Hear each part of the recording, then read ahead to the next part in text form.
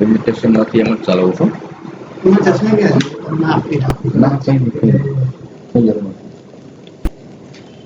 એમને મેં આજ બોલીશ ચિંતા ન કરો. થઈ ગયું live. Good afternoon all of you. Gujarat science city આજે ડોક્ટર એપીજે અબ્દુલ કલામની જન્મ જયંતિની ઉજવણી કરી રહી છે. એ અંતર્ગત આજે આપણી સાથે રિસોર્સ પર્સન છે ડોક્ટર સર એન્જિનિયર છે Deepak Pandya sir. Sir ex engineer છે સેક ઇસરોના. હું રિક્વેસ્ટ કરીશ સરને કે સર આપણે ડોક્ટર એપીજે અબ્દુલ કલામ વિશે વાત કરીશું અને એમની શોધો અને એમનો જે વિષય હતો એના વિશે આપણે વાત કરીશું એમની જન્મ જયંતિ ઉપર. હું રિક્વેસ્ટ કરું છું સરને કે આજે આપણે વેબિનાર સ્ટાર્ટ કરીએ. નમસ્કાર મેડમ, દરેક દર્શકોનું હું હાર્દિક સ્વાગત કરું છું. દર્શકો અને મારા વતી સાયન્સ સેન્ટર અમદાવાદને હું અભિનંદન આપું છું કે કોરોનાના સમયમાં આ વેબિનારનું એ લોકો આયોજન કરી રહ્યા છે. આજે શ્રી અબ્દુલ કલામજીનો જન્મદિવસ છે. અબ્દુલ કલામનું પ્રદાન સ્પેસ સાયન્સની અંદર ખૂબ મોટું રહ્યું છે. શરૂઆતની અંદર આપણે જે કંઈ શરૂઆત કરી 1957ની અંદર વિશ્વનો પહેલો ઉપગ્રહ સ્પુતનિક અંતરિક્ષમાં મુકાયો અને ત્યાં સુધી ઈસરોનું કોઈ સ્થાપના થઈ નહોતી. પરંતુ 1950 થી 1960ની વચ્ચે આપણે થુંબાથી સાઉન્ડિંગ રોકેટને છોડવાની શરૂઆત કરેલી. વિક્રમ સારાભાઈના નેતૃત્વ નીચે અને ડોક્ટર અબ્દુલ કલામજીના સાહસ વૃત્તિના કારણે આ સાઉન્ડિંગ રોકેટની પ્રક્રિયા આપણે શરૂ કરી. ઊભું આસમાન વર્ટિકલ જે એટમોસ્ફિયર છે એની પ્રોફાઇલ જાણવા માટે થઈ અને આપણે આ સાઉન્ડિંગ રોકેટ છોડતા હતા. નાના નાના પોર્ટેબલ લોન્ચિંગ પેડ એના ઉપર મૂકી અને આજે સાઉન્ડિંગ રોકેટને આપણે અંતરિક્ષમાં છોડતા હતા. સાઉન્ડિંગ રોકેટ એના ઉપરની સાઈડે ટોપની અંદર એક સેન્સર રહેતા અને એ જેવો આસમાનનો પ્રવાસ ચાલુ કરે છે 80 થી 100 કિલોમીટરની હાઈટ સુધી આજે સાઉન્ડિંગ રોકેટ જતા અને એ દરમિયાન વાતાવરણની જે માહિતી છે એ આપણને ગ્રાઉન્ડ સ્ટેશન ઉપર મળતી. 1962 થી 63ની વચ્ચે ઈસરો એક ઇન્કોસ્પારના છત્રી નીચે પોતાનું કામ શરૂ કર્યું અને 15 ઓગસ્ટ 1969ના દિવસે સ્વાયત્ત ઈસરોની જાહેરાત થઈ. પરંતુ આ સમયે જે યંગ સાયન્ટિસ્ટ હતા એમાં લીડિંગ વન જે છે એ અબ્દુલ કલામજી પોતે હતા. અબ્દુલ કલામ એક સહજ રીતે એક સાલસ વ્યક્તિત્વ એમનું રહ્યું છે. રિમોટ સેન્સિંગ એક્ટિવિટી જે છે એના સેન્સર ડેવલપમેન્ટની અંદર અબ્દુલ કલામનું બહુ મોટું પ્રદાન છે. ખાસ કરીને આજે એ મિસાઇલ મેન તરીકે જાણીતા છે. પરંતુ જે શરૂઆત એમની હતી એ ઈસરો સાથે સંલગ્ન હતી. મિસાઇલ દ્વારા પછીથી એમની સાથે સંકળાયા. ધીમે ધીમે આપણે જે થુમ્બાની એક્ટિવિટી છે એ શરૂ કરી હતી એ ધીમે ધીમે પ્રચંડ બનતી ગઈ અને આપણે રિમોટ સેન્સિંગ સેટેલાઇટની પ્રણાલી તરફ આગળ વધતા હતા. પહેલો ઉપગ્રહ સ્પુતનિક એ વિશ્વનો રિમોટ સેન્સિંગ પ્રકારનો પહેલો સેટેલાઇટ હતો. આપણે રિમોટ સેન્સિંગ તરફ વધીએ ત્યારે રિમોટ સેન્સિંગ સેટેલાઇટની જે રચના છે એ રચનાની અંદર સેન્સર અને કેમેરા એનું અત્યંત મહત્વ રહેલું છે. સેન્સર અને કેમેરા એક સંઘર્ષપૂર્ણ ઇતિહાસ છે. નાના નાના સેન્સરો આપણે અંતરિક્ષમાં મૂકવાના, કારણ કે જે સેટેલાઇટ રિમોટ સેન્સિંગ છે એને આપણે 400 કિલોમીટરની હાઈટ સુધી લઈ જવાનું છે અને આ સેન્સર છે એને ધીમે ધીમે હાઈટ વધારી અને આપણે આજે એનું પરીક્ષણ કરવાની શરૂઆત કરી. બહુ જ અત્યંત ટાંચા સાધનો સાથે આપણે કામની શરૂઆત કરી હતી. એટલે શરૂઆતની અંદર જે સેન્સરને હાઈટ લઈ જવા માટે બાળકોને રમવાના જે ફુગ્ગાઓ હતા એનો આપણે ઉપયોગ કરતા. ફુગ્ગાની અંદર ગેસ ફિલઅપ કરવાનો, એની નીચે નાનકડું સેન્સર જોડવાનું, એની સાથે પ્રિન્ટેડ સર્કિટ બોર્ડ હોય, એની સાથે એક સામાન્ય સેલ લગાવેલો હોય અને ત્યાર પછી એ ફુગ્ગાને છોડવામાં આવે એટલે નાનકડી હાઈટ એ ઊંચી પકડે અને એ સેન્સરના જે રિઝલ્ટ છે એ આપણને ગ્રાઉન્ડ સ્ટેશન પર મળવાની શરૂઆત થઈ. પરંતુ આ ફુગ્ગાની જે હાઈટ હતી એ સફિશિયન્ટ નહોતી. આ સમયે આપણે મલ્ટીફુલ ફુગ્ગાનો ઉપયોગ શરૂ કર્યો. ધીમે ધીમે ફુગ્ગાનું પ્રમાણ આપણે વધાર્યું, એની વજન વહન ક્ષમતા વધી, વજન ઉચકવાની તાકાત વધી, એટલે થોડા મોટા સેન્સર, એકની બદલે 2 સેન્સર અને સર્કિટ સાથે લગાડી એને આપણે આસમાનમાં છોડતા. આ રીતે અલ્ટિમેટલી જે પ્રોડક્શન લિમિટ છે ફુગ્ગાઓની એ ધીમે ધીમે આગળ અટકી ગઈ. આ સમયે આપણે ઈસરોએ પોતાનો બલૂન પ્રોજેક્ટ શરૂ કર્યો. બલૂન પ્રોજેક્ટ જે શરૂ થયો છે એની સાથે સેન્સર ડેવલપમેન્ટની એક્ટિવિટી ચાલુ છે અને બરાબર અબ્દુલ કલામ સાહેબ છે એ સેન્સર એક્ટિવિટીને જોતા હતા, કારણ કે સેન્સર અંતરિક્ષમાં ગયા પછી 400 કિલોમીટરની હાઈટ પરથી એક સચોટ કામ આપે એ પ્રકારનું કામ આપણે એની પાસેથી લેવાનું હતું.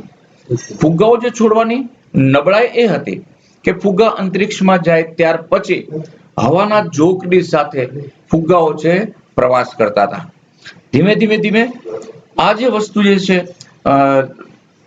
એ પ્રવાસ જે કરતા હતા એની પણ આપણે પોઝિટિવલી મદદ લીધી કે હવા કઈ દિશામાં જઈ રહી છે, કઈ ગતિથી જઈ રહી છે, એનું પ્રમાણ છે આપણે નક્કી કરતા હતા અને એના રિઝલ્ટ પણ આપણે લેવાના શરૂ કર્યા. અલ્ટિમેટલી સેટેલાઇટ જે છે એ સ્થિર રહેવાનો છે અને એ પ્રવાસ પણ કરવાનો છે, એટલે હાઈટ પર જઈ અને સેન્સર કઈ રીતે કામ કરે એના માટે આપણે બલૂન પ્રોજેક્ટનું કામ શરૂ કર્યું. પહેલું જે બલૂન આપણે બનાવ્યું એક સ્ક્વેર મીટરના એરિયાનું હતું. એની અંદર ગેસ પ્રમાણ છે ખાસું ભરાતું, એનું જે ખેંચાણ જમીન તરફથી ઉપર તરફ એ જે ખેંચાણ જે છે એ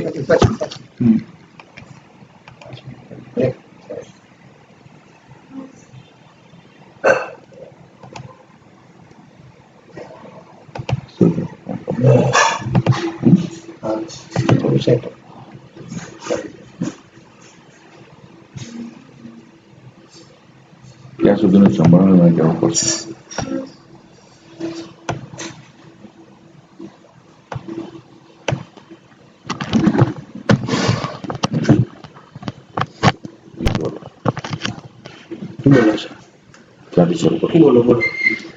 આપણે બલૂન પ્રોજેક્ટની જે શરૂઆત કરી તો બલૂન છે એ મોટી સાઈઝના બનાવવાની આપણે શરૂઆત કરી. પહેલું જે બલૂન હતું 1 મીટરનું હતું ગોળાઈ, અને એની સાથે એની વજન ઉચકવાની તાકાત વધી, પરંતુ એક ખેંચાઈ અને ઉપર ન જાય એના માટે એક મોટા ગ્રાઉન્ડની અંદર આપણે માઇલ્ડ સ્ટીલની એક રિંગ બનાવી. રિંગને પણ એસએસના ફાઉન્ડેશન સાથે અને કોન્ક્રીટના ફાઉન્ડેશન સાથે આપણે જમીનની અંદર ગાડી દીધી અને એની સાથે જે બલૂન છે એને રોપ વડે આપણે બાંધીને રાખતા. એનો જે પોઝિટિવ લાભ આપણને મળ્યો એ હતો કે સેન્સર છે હવામાં સ્થિર રહેતા અને સ્થિર રહેવાના કારણે એના કન્ટિન્યુઅસ ટેસ્ટિંગ જે છે આપણે કરી શકતા.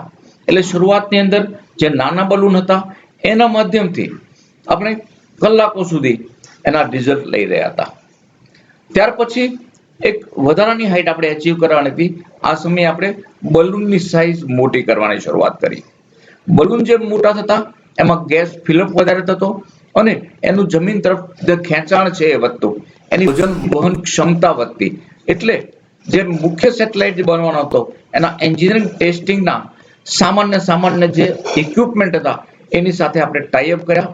એની સાથે સાથે આપણે સેન્સર કે જે અબ્દુલ કલામ સર ડેવલપ કરી રહ્યા હતા, એમની રાહબરી નીચે ડેવલપ થઈ રહ્યા હતા, એને આપણે જોડવાની શરૂઆત કરી અને આ રીતે સેન્સર ડેવલપમેન્ટની પ્રક્રિયામાં આપણે એક વિશ્વાસ સંપાદિત કરતા ગયા. જે બલૂન સૌથી મોટામાં મોટું મેં જોયું છે એ 80 સીટના મોટા એરોપ્લેન જેવડું હતું. એની વજન ઉચકવાની તાકાત ખૂબ વધારે હતી અને ધીમે ધીમે એ જે એન્જિનિયરિંગ ટેસ્ટ મોડેલ મોટું હોય જેના પરીક્ષણ માટેનું કામ આપણે એ બલૂન પ્રોજેક્ટથી કર્યું. બલૂન છે એ આખો પેલોડ લઈ અંતરિક્ષમાં જાય, 150 કિલોમીટરની હાઈટ સુધી આ બલૂન છે જતું અને સાથે સાથે જોધપુરના ટેકરા પરથી આ એક્ટિવિટી થતી. એટલે જોધપુર ટેકરો જે ભૌગોલિક હાઈટ એની છે એનો પણ આપણને સથવારો મળ્યો અને જે બલૂન છે લગભગ 2 કિલોમીટરની હાઈટ ઉપર રહેતું. શરૂઆતમાં આપણે કલાકો સુધી એક્સપેરિમેન્ટ કરતા, ત્યાર પછી વચ્ચેના બલૂન આવ્યા ત્યારે આપણે દિવસોમાં કામ કરતા હતા અને હવે મોટા બલૂન મળવાથી આપણે મહિનાઓ સુધી 2-3 મહિના સુધી એ ઇક્વિપમેન્ટના ટેસ્ટ થાય અને ત્યાર પછી આપણે સેન્સર ડેવલપમેન્ટની જે પરિસ્થિતિ આપણી હતી એમાં આપણે એકદમ વિશ્વાસ સંપાદિત કર્યો. હવે સેટેલાઇટ જે બનવાનો છે એ રિમોટ સેન્સિંગ પ્રકારનો સેટેલાઇટ છે, જેની અંદર સેન્સરની સાથે સાથે કેમેરાના પરીક્ષણ પર કરાતા. આ જે બલૂન છે એની સાથે કેમેરા જોડેલા હતા, પરંતુ એ બલૂન સ્થિર રહેતું આકાશની અંદર અને એ એક જ જગ્યાના ફોટો લેતા. અને આ સમયે આપણે એરફોર્સની પાસેથી એક ડાકોટા વિમાન મિલિટરી પાસેથી લીધું અને એ સરકારની દરમિયાનગીરીથી આપણને એ વિમાન મળ્યું. પરંતુ એની સાથે પૂર્વ શરત એક હતી કે મિલિટરી, એના માણસો, એના કમાન્ડર જે કે એટલા જ ફોટા તમારે લેવાના હતા. કારણ કે મિલિટરી માટે જે પ્રાથમિકતા હતી એ લોકોની સલામતી હતી. એટલે લેન્ડસ્કેપ આપણે જે કોઈ લઈએ એના ક્યાંય મિસયુઝ ના થાય એ આપણે પ્રથમ ધ્યાનમાં રાખવાનું હતું. હવે આપણે લેન્ડસ્કેપની જે શરૂઆત કરતા હતા ત્યાર પહેલા મિલિટરી સાથે આપણા ડાયલોગ થયેલા હતા કે આપણે કઈ જાતના ફોટોગ્રાફ્સની જરૂરત છે. એટલે આપણી જરૂરત જે છે, વિક્રમ સારાભાઈનું અને કલામ સાહેબનું જે સ્વપ્ન હતું કે આટલી મોંઘી સેટેલાઇટ પ્રણાલીમાં આપણે પદાર્પણ કરીએ, એમાં 70% પોપ્યુલેશન જે વીકર સેક્શનમાં છે એના પણ પૈસા સમાવેલા હોય, માટે સેટેલાઇટ પ્રણાલી જે છે એ સોસાયટીયલ બેનિફિટ માટે, સમાજના ઉદ્ધાર માટે ઉપલબ્ધ થાય તો જ આ સેટેલાઇટ પ્રણાલી આપણે એડેપ્ટ કરી શકીએ. સાથે સાથે ઇકોનોમિક્સના આંકડા સામે આવ્યા કે ભારતની વસ્તી 100 કરોડની છે અને 100 કરોડ રૂપિયાનો ખર્ચ એક સેટેલાઇટની પાછળ થાય તો માથાદીઠ ₹1 જો આપણે પર યર આપણે આપીએ તો દર વર્ષે એક સેટેલાઇટ આપણે ₹1 માથાદીઠ આવકમાં આપણે છોડી શકીએ. બરાબર. તો ધીરે ધીરે રિમોટ સેન્સિંગ પ્રકારના સેટેલાઇટ સોસાયટીયલ બેનિફિટ માટે આપણે બનાવવાની શરૂઆત કરી. અબ્દુલ કલામજી એક સાલસ વૃત્તિનો માણસ એ જે છે આ એક્ટિવની પાછળ લાગેલા હતા. એમની સાલસ વૃત્તિ હું એક વાત કરું છું તો સાલસ વૃત્તિની વાત આપણે પહેલા હું કરું છું કે એક કોન્ફરન્સની અંદર અબ્દુલ કલામજીને આપણે ચીફ ગેસ્ટ તરીકે બોલાવેલા હતા. હવે ચીફ ગેસ્ટ એટલે એક વક્તા તરીકે આપણે એને બોલાવેલા હતા, પરંતુ પ્રોગ્રામ શરૂ થયો ત્યાં સુધી કલામ સાહેબ ત્યાં પહોંચી શક્યા નહોતા ટ્રાફિકને કારણે. પ્રોગ્રામ શરૂ થઈ ગયો, વક્તાની રાહ જોવાતી હતી, પરંતુ કલામ સાહેબ છે પાછળના ગેટથી આવી અને પબ્લિકની વચ્ચે બેસી ગયા. હવે પબ્લિકની વચ્ચે જે સ્ટેપની અંદર બેઠા હતા અને જ્યારે અબ્દુલ કલામ પોતાનું નામ એનાઉન્સ થાય છે ત્યારે ત્યાં જાય છે. અને કારણ કે એનાઉન્સની અંદર એક જ વસ્તુ હતી કે મારી એન્ટ્રી થવાથી પબ્લિક ડિસ્ટર્બ ના થવી જોઈએ. આટલી સાલસ વૃત્તિના અબ્દુલ કલામ આપણો એક લીડિંગ સાયન્ટિસ્ટ તરીકે બહાર આવ્યા. હવે આપણે રિમોટ સેન્સિંગ પ્રકારના જે કેમેરાનું નિર્માણ કઈ રીતે શરૂ થયું, એ ડાકોટા વિમાન જે છે મિલિટરીના કંટ્રોલ નીચે રહેતું, મિલિટરીના મેજર અને કમાન્ડન્ટ છે એ ડાકોટા અંદર સાથે રહેતા. એના ફ્લોરની અંદર જે એરોપ્લેન છે એના ફ્લોરની અંદર એક હોલ કરી આપણે એમાંથી કેમેરા ઇન્સર્ટ કરી અને અર્થની ફોટોગ્રાફી, અર્થ ઓબ્ઝર્વેશન, એરિયલ ફોટોગ્રાફી આપણે શરૂ કરી. શરૂઆતની અંદર જે કોઈ ફોટા લેવાના એ સ્ટીલ કેમેરા અવેલેબલ ઇક્વિપમેન્ટ સાથે આપણે કામ શરૂ કર્યું. એટલે આપણી પાસે જે ફોટોગ્રાફી કરવા માટે માત્ર ને માત્ર નિકોન પ્રકારના સ્ટીલ કેમેરા હતા. આનો ઉપયોગ કરી આપણે ફોટોગ્રાફી શરૂ કરી. અર્થ ઓબ્ઝર્વેશન માટે સૌથી પહેલી કાંકરિયા લેકની ફોટોગ્રાફી કરી. ત્યારે આપણી પાસે વાઇડ એંગલ કે ઝૂમ લેન્સ નહોતા, પણ ડાકોટા આવે છે ખબર પડી એટલે તાબડતોડ આપણે ઝૂમ લેન્સ અને વાઇડ એંગલ કે લેન્સ છે આપણે ખરીદીને આવ્યા અને કાંકરિયા લેકની ફોટોગ્રાફી આપણે સૌથી પહેલી કરી અને અલગ અલગ હાઇટ પરથી કરી. હવે આપણે એમ થશે કે કાંકરિયા લેકની ફોટોગ્રાફી આપણે શા માટે કરી? તો નેચરલી જે કાંકરિયા લેક છે એની એક સાઈડ પર પ્રાણી સંગ્રહાલય છે અને એ આખો ગ્રીન વિસ્તાર છે અને બીજી સાઈડ પર ઈસનપુર અને મણિનગર ગામ વસેલું છે. એટલે એક જ જગ્યાના લોકેશનમાંથી તમે ગ્રામીણ કે શહેરી વિકાસની પણ ફોટોગ્રાફી કરી શકો અને બીજી સાઈડમાં ગ્રીન લેન્ડ છે એની ફોટોગ્રાફી તમે કરી શકો. મધ્યની અંદર પાણી છે તો જ્યારે ઓશનોગ્રાફી કરવાની હોય ત્યારે પાણીની સિગ્નેચર તમને મદદમાં આવે. એટલે ભૌગોલિક રીતે સરસ મજાનું લોકેશન તરીકે આપણે કાંકરિયા લેકની પસંદગી કરી હતી. ડાકોટા વિમાન ત્યાર પછી આપણે ગાંધીનગર ઉપર લઈ ગયા. ગાંધીનગર એ સમયે અર્ધ વિકસિત શહેર હતું. શરૂઆત બનતું જ હતું ત્યારે લગભગ 70-71 ની સાલ હશે, બરાબર. અને એ સમયે નાના નાના સેક્ટર બનેલા હતા, પ્લાન રોડ પણ બનેલા હતા, રોડના સર્કલો પણ બનેલા હતા. અને એ સમયે ગાંધીનગર પર્યાવરણની અંદર ભારતનું પહેલા નંબરનું શહેર હતું. માટે પર્યાવરણનો પણ તમને ફોટોગ્રાફી મળે, ગ્રામીણ વિકાસનો પણ ફોટોગ્રાફી મળે અને પ્લાન્ટ સિટીનો પણ ફોટોગ્રાફી મળે. માટે આપણે ગાંધીનગરની ફોટોગ્રાફી કરી. હવે આપણી જે પ્રાથમિકતા હતી, કલામ સાહેબ અને વિક્રમ સારાભાઈ જે કોઈ નક્કી કર્યું હતું, એ પ્રાથમિકતા હતી કે આપણે ભારતની સામાન્યમાં સામાન્ય વસ્તી, ખૂણે ખાણે કોણે કોણે રહેલા જે લોકોને આપણે મદદ કરવાની હતી. અને ભારતની જે વસ્તી હતી એ 70% પોપ્યુલેશન ખેતી અને ખેત મજૂરી પર નિર્ભર હતી. એટલે ખેતીવાડી આપણી પ્રાથમિકતા હતી. અને સાથે સાથે ગામડાનો વિકાસ કરવો, તો જ ભારતનો વિકાસ શક્ય બને. આ સ્વપ્ન સાથે આપણે સેટેલાઇટ ટેકનોલોજી એડેપ્ટ કરી હતી. ખેતીની ફોટોગ્રાફી કરવા માટે આપણે ખેડા જિલ્લાની પસંદગી કરી. તો આપણને સવાલ થાય કે ખેડા જિલ્લાની ફોટોગ્રાફી આપણે ખેતી માટે કેમ પસંદ કરી?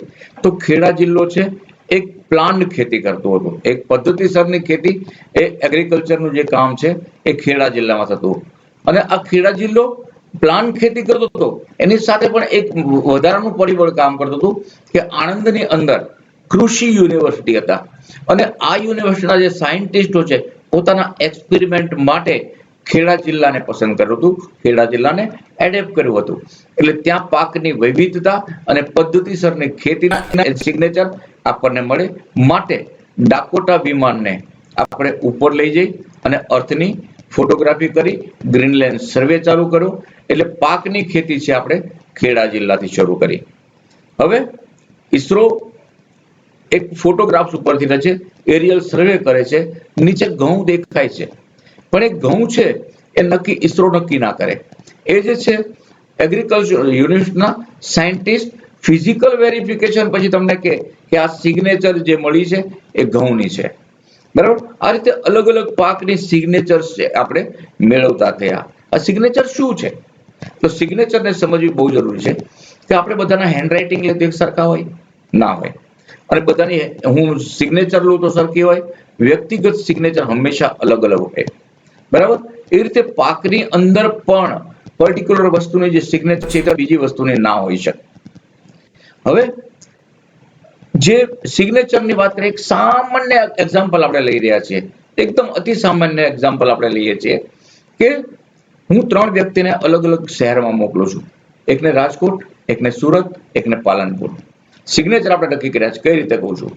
તો 3 જણા 3 સિટીમાં પહોંચ્યા પછી ત્રણેયને હું એક સવાલ પૂછું છું કે 3 જગ્યાએ કાગડાનો કલર કેવો છે? તો ત્યાંથી એક કોમન આન્સર આવશે કે કાગડો કાળો છે. એટલે કાગડાની એક સિગ્નેચર મળી કે કાળા રંગના હોય એ કાગડા હોય. ત્યાર પછી હંમેશા આપણે કાગડાને જોયા છે અને કાગડાની આકૃતિ આપણે માનવ સંપત્તિની અંદર છવાયેલી છે. માટે આ જ કાગડો છે આપણે નક્કી કરી છે. એટલે આ 2 સિગ્નેચર છે ઘઉં જે છે એ કાગડાની જેવું નક્કી થયું.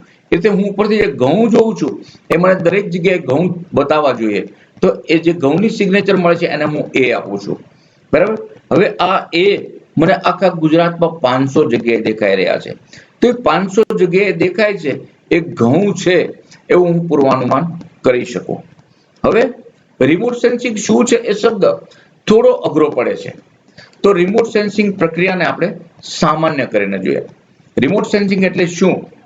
રિમોટ સેન્સિંગ એટલે કોઈ પણ વસ્તુ દૂરથી રિમોટ રહીને અને આપણા જે સંવેદકોને આધારે, કેમેરાના આધારે જોવી, એને આપણે રિમોટ સેન્સિંગ કહીએ. હું ફરી રિપીટ કરું છું કે કોઈ પણ ઓબ્જેક્ટને દૂર રહીને, રિમોટ રહીને એનું ઓબ્ઝર્વેશન કરવું અને સંવેદકોના મદદ લઈને એનું ઓબ્ઝર્વેશન કરવું, આને આપણે રિમોટ સેન્સિંગ કરીએ. રિમોટ સેન્સિંગ આપણા જીવનનો પાર્ટ છે. આપણે દરેક જગ્યાએ આપણા હ્યુમન સેન્સર યુઝ કરીએ છીએ, ડગલે ને પગલે યુઝ કરીએ છીએ, પરંતુ આપણને ખબર નથી કે આ રિમોટ સેન્સિંગ છે. આપણે સામાન્ય વાત કરીએ, આપણે શાક માર્કેટમાં જઈએ, રીંગણ ખરીદીએ, ત્યાં આપણું હ્યુમન સેન્સર એક તમારી આંખ તમે એપ્લાય કરો, તમે આંખથી રીંગણને જુઓ છો, રીંગણ સડેલું નથી, કરમાયેલું નથી, એનો કલર તમને ગમે છે કે નહીં, ત્યાર પછી તમે રીંગણને ખરીદો. એટલે ત્યાં તમારું પહેલું સેન્સર આંખ તમને મદદ કરે. આજ શાક માર્કેટમાં હું 2 સેન્સરનો ઉપયોગ કરું. હું કાકડી ખરીદું ત્યારે આ ઉપરથી જોવાનું કામ છે, એ આંખ મને મદદ કરશે, પણ ઉપરથી જોવાથી કાકડીની ક્વોલિટી શું છે એ મને ખબર નહીં પડે. મારે અવશ્ય એને કાપીને ખાવી પડશે.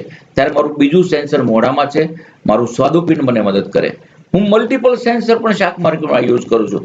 હું કેરી ખરીદું તે કેરીને હું આંખથી ઓબ્ઝર્વેશન કરું છું, નાકથી સૂંઘું છું અને ત્યાર પછી એને કાપીને ખાવું પણ છું. એટલે મારા મલ્ટિપલ સેન્સરનો યુઝ હું કેરીની ખરીદી વખતે કરું છું. એક વધારાનો પ્રયોગ, હું ભીંડા ખરીદું ત્યારે સાયન્સ અને ટેકનોલોજી બંનેની મદદ લઉં છું. ભીંડાને ખરીદતી વખતે મારી આંખથી હું ભીંડાને જોઉં છું અને ભીંડાને તોડું છું. માઇક્રો સેક્શન આપણે ટેકનિકલ ભાષામાં એને કહીએ, એને કાપીને પણ જોઉં છું. હવે આપણે આગળ વધીએ, શાક માર્કેટની બહાર નીકળીએ, કારણ કે આપણે રિમોટ સેન્સિંગની વાત કરીએ છીએ. રિમોટ સેન્સિંગ સેટેલાઇટ છે એ બિલકુલ માણસને આકૃતિ જેવો છે. તમારી જેવી આંખ છે એવા રિમોટ સેન્સિંગ સેટેલાઇટને કેમેરા છે. તમારા શરીરમાં જે સંવેદકો છે એવા સેન્સરો સેટેલાઇટમાં લાગેલા છે, બરાબર, અને 400 કિલોમીટરની અંતરથી એ આપણને મદદ કરે છે. હવે સેટેલાઇટ 400 કિલોમીટરની હાઈટ પકડે ત્યાર પછી એનું રિપેરિંગ પોસિબલ નથી. ત્યાં એ સેટેલાઇટ કાં તો નિષ્ક્રિય બની જાય, એને ડેડ જાહેર કરવો પડે. પરંતુ આવું ના થાય એટલા માટે ફરી પાછા આપણા શરીરનું આપણે એક્ઝામ્પલ લઈએ કે આપણા શરીરની અંદર ઇમ્પોર્ટેડ અંગ જે છે એ ભગવાને ડુપ્લિકેશનમાં આપ્યા છે. તમને આંખ 2 આપી છે, કાન 2 આપ્યા છે, લંગ્સ 2 આપ્યા છે, કિડની 2 આપ્યા છે, હાથ 2 છે, પગ 2 છે. એટલે કોઈ પણ એક વસ્તુને નુકસાન થાય, એક આંખ ખરાબ થાય તો બીજી આંખથી તમે જોઈ શકો, એક કાનમાં પ્રોબ્લેમ હોય તો બીજા કાનથી તમે સાંભળી શકો, બરાબર.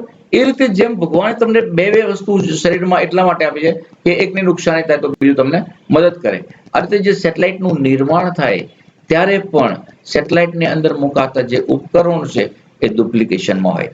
એટલે એક જો ઉપકરણ ખરાબ થાય તો સેટેલાઇટ ડેડ ના થાય, ત્યાં બીજું ઉપકરણ છે જે ઉપકરણ હોય એ ઓટોમેટિકલી શરૂ થાય. આવું ડુપ્લિકેશન અને ટ્રિપ્લિકેશનમાં પણ હોય. એટલે સેટેલાઇટ પોતાની હાઈટ પકડે, ઓર્બિટલ બને, ત્યાર પછી એ સેટેલાઇટને ખામી થાય એવું ભાગ્ય બને.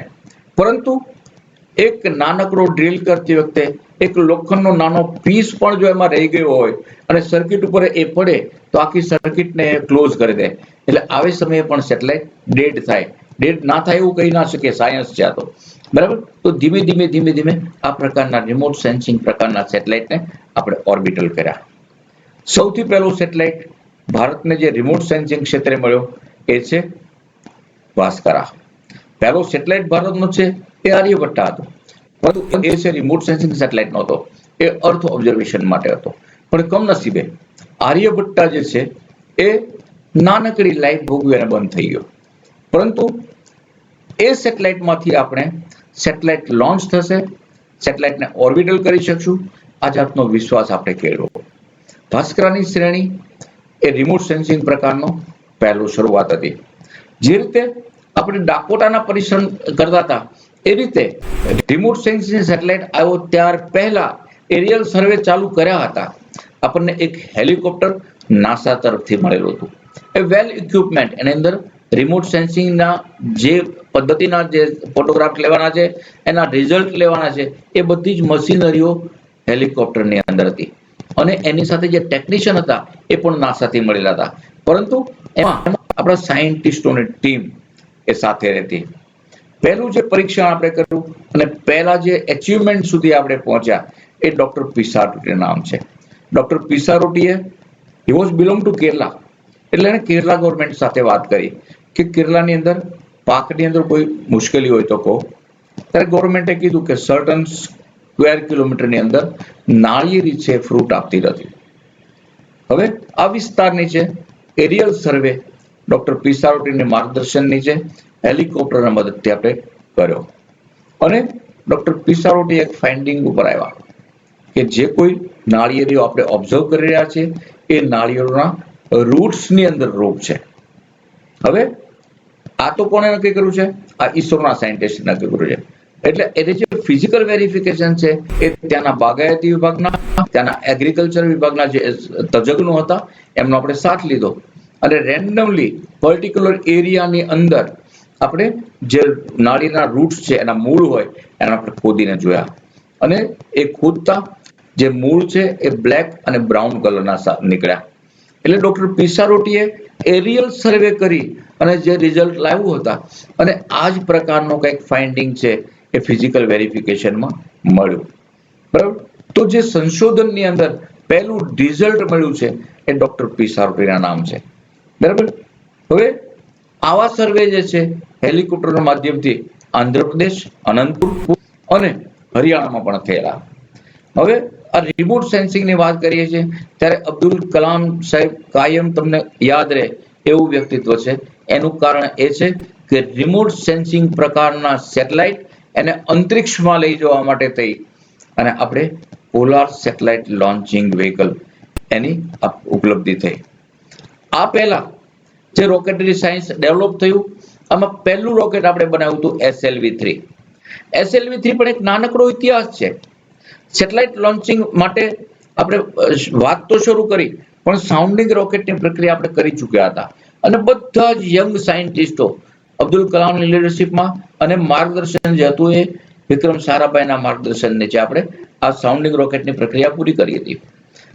હવે સાઉન્ડિંગ રોકેટની પ્રક્રિયામાંથી જ્યારે આપણે સેટેલાઇટ લોન્ચિંગ વ્હીકલની પ્રક્રિયામાં આવીએ છીએ ત્યારે કમનસીબે વિક્રમ સારાભાઈ નહોતા. એમનું અવસાન થયેલું એટલે લીડરશિપ જે છે એ વખતે પ્રોફેસર ધવન કરી રહ્યા હતા. એટલે પ્રોફેસર ધવને બધા યંગ સાયન્ટિસ્ટને વચ્ચે એક પ્રસ્તાવ મૂક્યો કે આપણે હવે સાઉન્ડિંગ રોકેટ બહુ થઈ ગયા, આપણે હવે સેટેલાઇટ લોન્ચિંગ વ્હીકલ બનાવવું છે. બરાબર. તો એ સમયે બધા જ સાયન્ટિસ્ટો એ દરેકે સાઉન્ડિંગ રોકેટ છોડેલા હતા એટલે બધાને વિશ્વાસ હતો કે હું કરી શકીશ. બરાબર. એટલે પ્રોફેસર ધવને કીધું કે આ કોઈ ઇન્ડિવિડ્યુઅલ આ કામ ના કરી શકે, આપણે ટીમો બનાવીએ.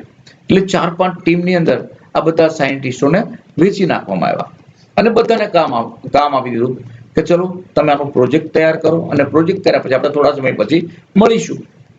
15-20 દિવસ પછી પ્રોફેસરોને રાઉન્ડ ટેબલ કોન્ફરન્સ કરી અને રાઉન્ડ ટેબલ કોન્ફરન્સની અંદર દરેક ટીમના પ્રોજેક્ટ છે તપાસવામાં આવ્યા.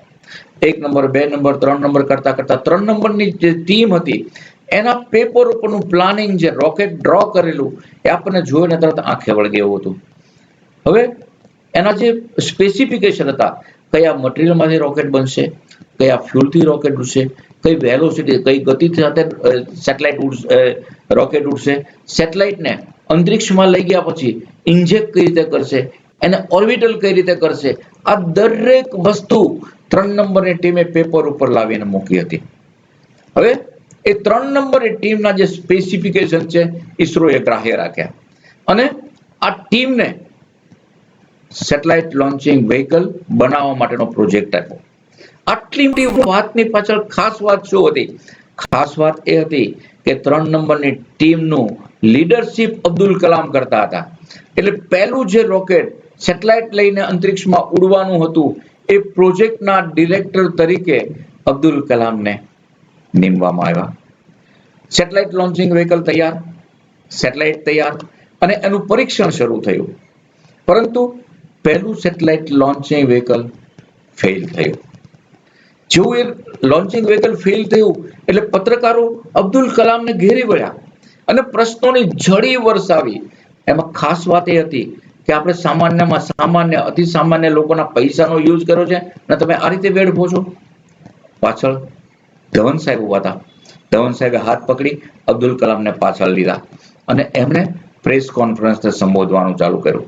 એમણે મીડિયાને એ વખતે વચન આપ્યું કે તમે શાંત રહો, 1 વર્ષની અંદર હું તમને બીજું SLV-3 છોડીને બતાવીશ અને ફરી પાછું અબ્દુલ કલામ સાહેબના લીડર નીચે બીજું SLV-3 બનાવવાની શરૂઆત કરી.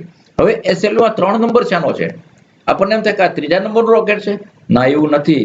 3 નંબરની ટીમે સ્પેસિફિકેશન બનાવેલા અને એ 3 નંબરની ટીમને ઓનર કરવા માટે SLV-ની પાછળ 3 નંબર આપવામાં આવેલો હતો.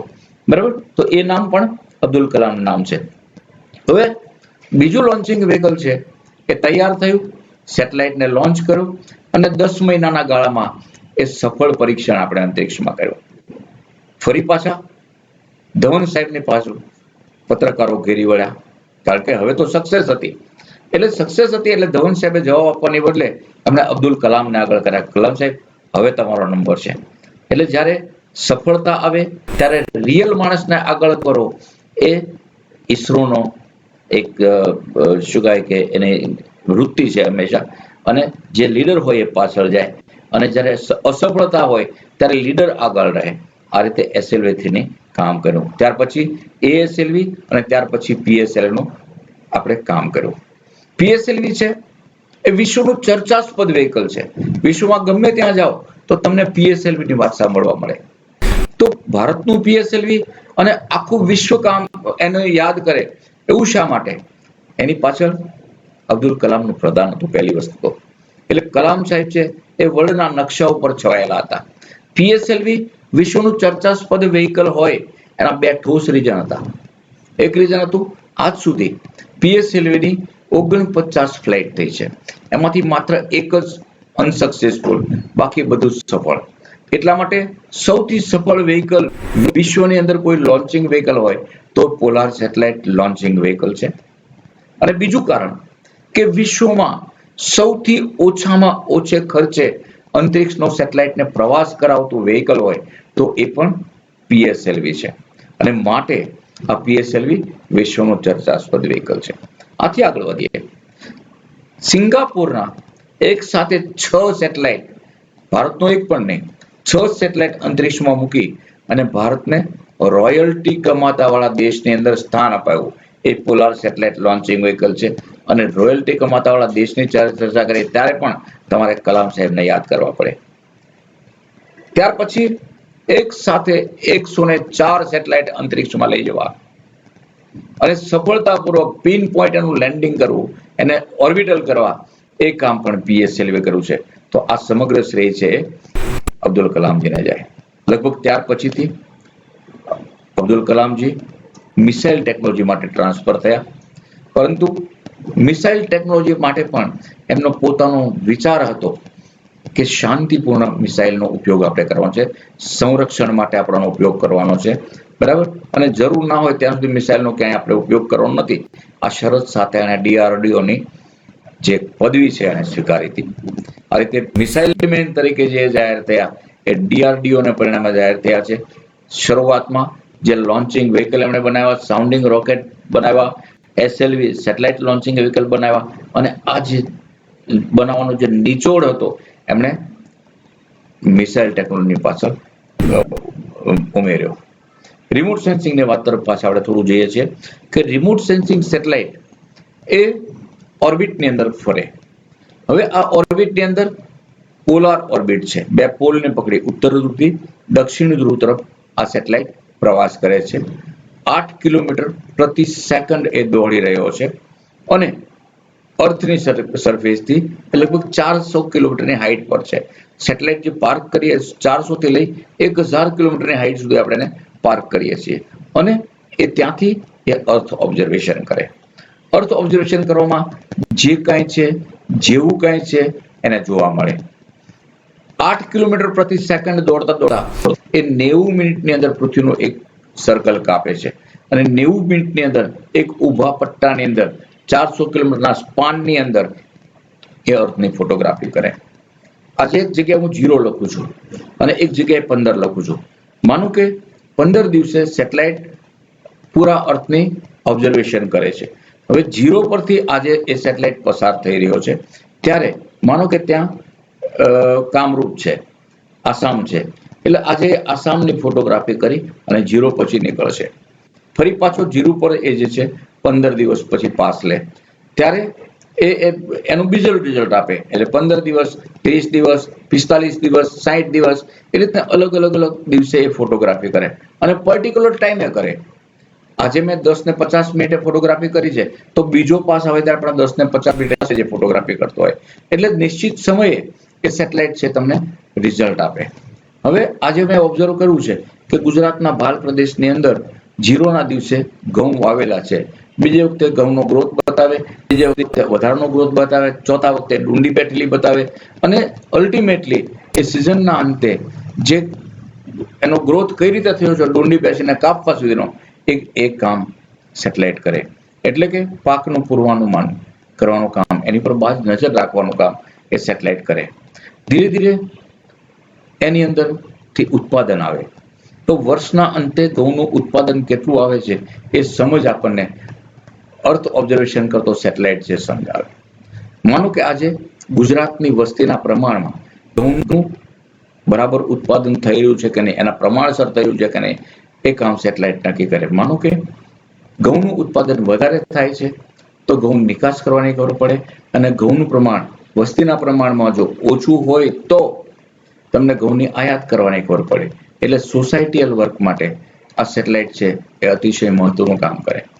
આનાથી ઘઉંની આયાત અને નિકાસની નીતિ પણ નક્કી થાય.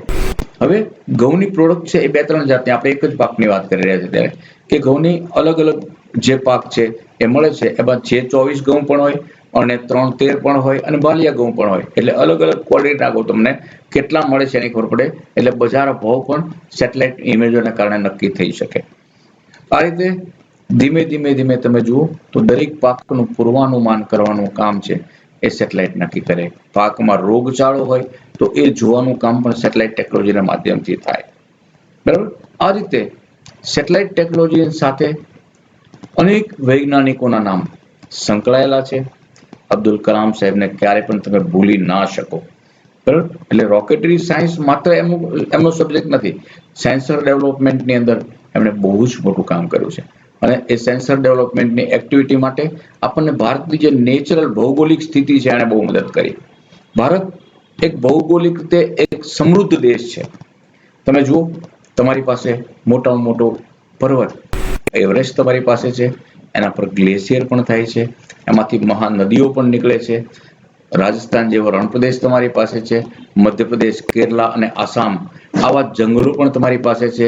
તમારી પાસે મોટો કોસ્ટલ વિસ્તાર છે, ગુજરાતથી લઈ બંગાળ સુધીનો કોસ્ટલ વિસ્તાર તમારી પાસે છે. એટલે આ બધી વસ્તુના સર્વેક્ષણ માટે તમારે ભારતની બહાર જવું ના પડે. એટલે રિમોટ સેન્સિંગ પ્રકારના સેટેલાઇટ એના એક્સપેરિમેન્ટ માટે તમારે ભારતના સીમાડા ઓળંગી અને ક્યાંય જવું ના પડે. એટલા માટે રિમોટ સેન્સિંગ પ્રકારના સેન્સર ડેવલપમેન્ટમાં આપણે સ્કિલ છે હાસિલ કરી, એના કેમેરા નિર્માણની અંદર પણ આપણે આગળ વધ્યા, અને ભૌગોલિક જે સર્વે હતો એની અંદર પણ આપણે આગળ વધ્યા. પાકની વિવિધતા તમારી પાસે અનેક ગણી છે. બરાબર. ગામડાઓ, શહેરો, કસ્બાઓ અનેક છે. તો આ બધા જ સર્વે છે રિમોટ સેન્સિંગ પ્રકારના રિસર્ચ માટે આપણે એ રિસોર્સ તરીકે આપણે એને ઉપયોગમાં લીધા છે. વિક્રમ સારાભાઈના સ્વપ્ન મુજબ 2 એપ્લિકેશન સૌથી પ્રધાન હતી. એક એપ્લિકેશન આપણી 70% પબ્લિક જે પોપ્યુલેશન છે એ ખેતીને નિર્ભર હતી. ખેતી અને ખેત મજૂર તરીકે કામ કરતા હોય એવું 70% વસ્તી હતી. એટલે ખેતીવાડી આપણા પ્રધાન એક એપ્લિકેશન તરીકે રહી. અને બીજું વિક્રમ સારાભાઈના અને કલામ સાહેબના મતે ગામડાનો વિકાસ થાય તો જ ઉપર ઉઠેલા ભારતની કલ્પના આપણે કરી શકીએ. એટલે 2 એપ્લિકેશન લઈ અને આપણે રિમોટ સેન્સિંગ પ્રકારના સેટેલાઇટને જે વિકસાવવાની કોશિશ કરી. ભારત સેટેલાઇટ ટેકનોલોજીમાં અલગ કન્ટ્રી છે. આપણે જરૂરત પહેલા નક્કી કરીએ છીએ કે સેટેલાઇટને કયા ઉપયોગમાં લેવો છે. એઝ એન એક્ઝામ્પલ, મારે ખેતીવાડી કે રિસોર્સિસ માટે બનાવવો છે તો એ જે વસ્તુ કામ છે એ હું પહેલા નક્કી કરું, ત્યાર પછી હું સેટેલાઇટની ડિઝાઇન નક્કી કરું, અને ત્યાર પછી એનું નિર્માણ થાય. એઝ એન એક્ઝામ્પલ, મારે દરિયાઈ સંપત્તિનું સર્વેક્ષણ કરવું છે, દરિયાઈનું નિરીક્ષણ કરવું છે, ફિશરમેનને મારે મદદ કરવી છે, કોસ્ટલ એરિયા કઈ રીતે ડેવલપ થાય એના માટે મારે મદદ કરવી છે, તો ત્યાં આપણે ઓશોનોગ્રાફીનો સેટેલાઇટ બનાવ્યો. જમીનના જે રિસોર્સિસ છે એ કયા કયા છે, કોલસો ક્યાં છે, ખનીજ ક્યાં છે, આરસ ક્યાં છે, પથ્થર ક્યાં છે, તો રિસોર્સ સેટ આપણે બનાવ્યો. બરાબર. મેટ્રોલોજીકલ સર્વે માટે તો આપણે મેટ સેટ બનાવ્યો.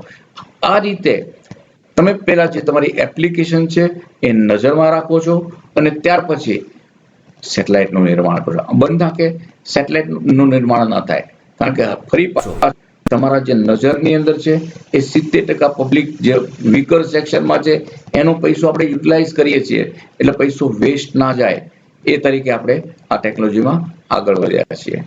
ઘણી બધી એપ્લિકેશન્સ આવી રહી છે, પરંતુ આ એપ્લિકેશનની પાછળ જે એન્ડ યુઝર છે એને પણ તૈયાર કરવાનો છે. આજે હું ફિશરમેનને એક એપ્લિકેશન આપી રહ્યો છું, ફિશનું એડ્રેસ આપી રહ્યો છું, પણ એડેપ્ટ કરવા માટે ફિશરમેન તૈયાર રહેવું જોઈએ, ફિશરીઝ ડિપાર્ટમેન્ટ છે તૈયાર રહેવું જોઈએ.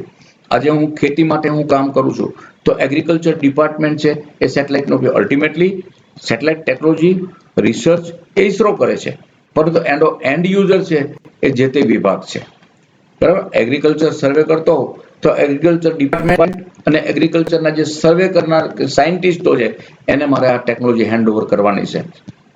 ઓશોનોગ્રાફી કરું તો એના જે તજજ્ઞો છે એને મારે સેટેલાઇટ હેન્ડઓવર કરવાનો છે. એટલે આ સ્થિતિનું નિર્માણ કરવાની તાતી જરૂર છે. ધીમે ધીમે ધીમે ધીમે સેટેલાઇટ પ્રણાલી એને ગ્લાન્સ આવ્યો છે. તમે જુઓ કે ચંદ્રયાન આપણે છોડ્યું, જો ચંદ્રની ઓર્બિટની અંદર જે સેટેલાઇટ છે એ કયો સેટેલાઇટ છે? એ પણ રિમોટ સેન્સિંગ સેટેલાઇટ છે. એ આપણું સાયન્સ મીટર છે. તમે જે અર્થ ઓબ્ઝર્વેશનનું કામ એ નથી કરતો, એ મૂન ઓબ્ઝર્વેશનનું કામ કરે છે, પણ સેટેલાઇટ છે એ રિમોટ સેન્સિંગ સેટેલાઇટ છે.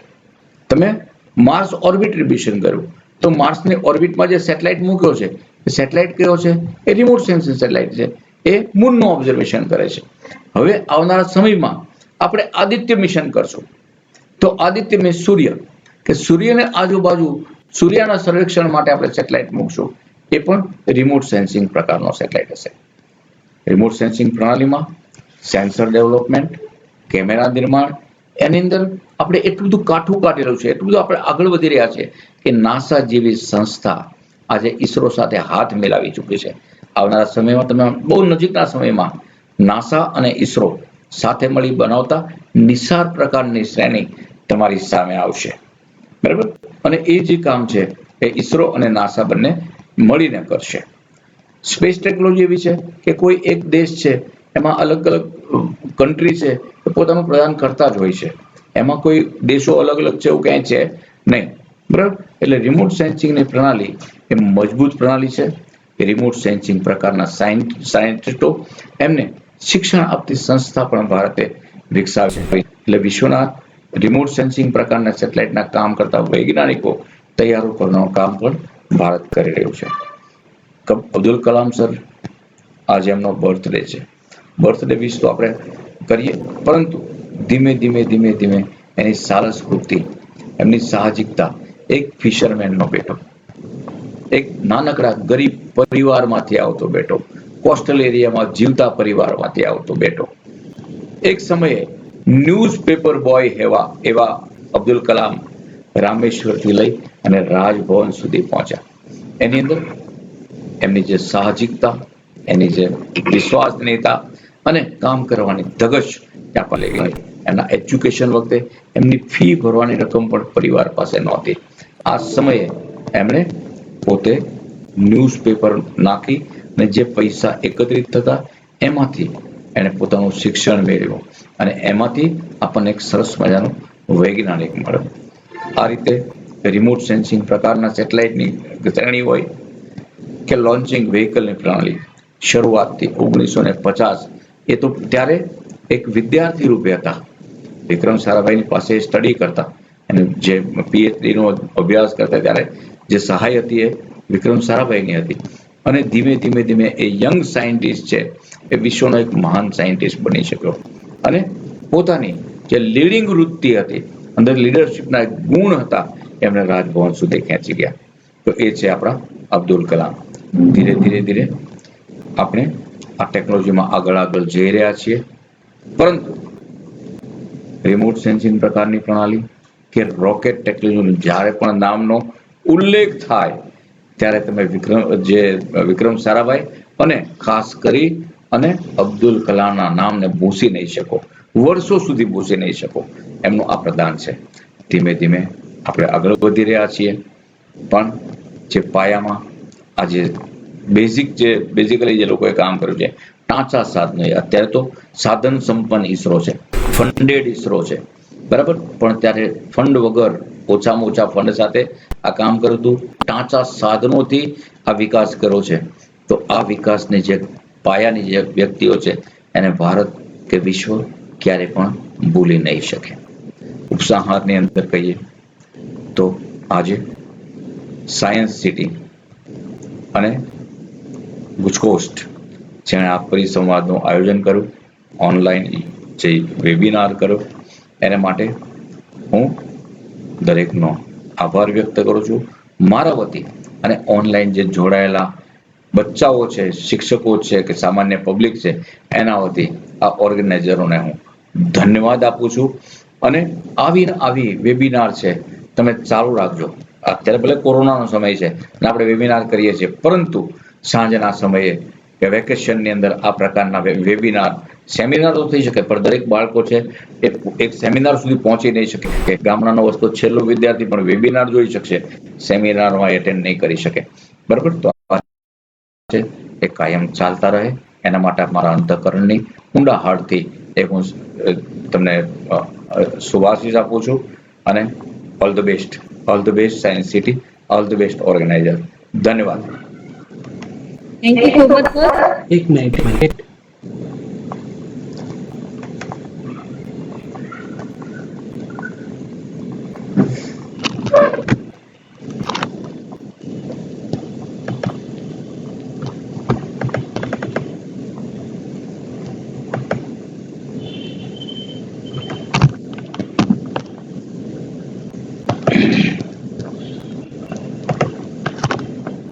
બોલો. Thank you so much sir. આજે તમે બહુ સરસ રીતે અબ્દુલ કલામના બર્થડે વખતે વાત કરી. અબ્દુલ કલામ સરની રામેશ્વરથી રાજભવન સુધીની વાત કરી. એમના સાહજિક સ્વભાવ, દ્રઢ નિષ્ઠા અને એમની લીડરશિપ વિશે અમારા જોઈથી અમે બહુ જાણ્યું અબ્દુલ કલામ સર વિશે. આજે આપણે એમની બર્થડેના દિવસે આવા જ ગુણો આપણે યંગ જનરેશન અત્યારની જે છે એમને ડેવલપ કરવા માટે એક પ્રેરણાદાયી છે અબ્દુલ કલામ સર, એ તમારા જોઈથી જાણ્યું sir. Thank you so much sir કે તમે તમારો વેલ્યુએબલ ટાઈમ અમને સાયન્સ સિટીને આપ્યો, અને બધા પાર્ટિસિપન્ટ તરફથી, સાયન્સ સિટી તરફથી તમારો ખૂબ ખૂબ આભાર sir. Thank you so much. નમસ્કાર મેડમ. ટાઈમ છે ને?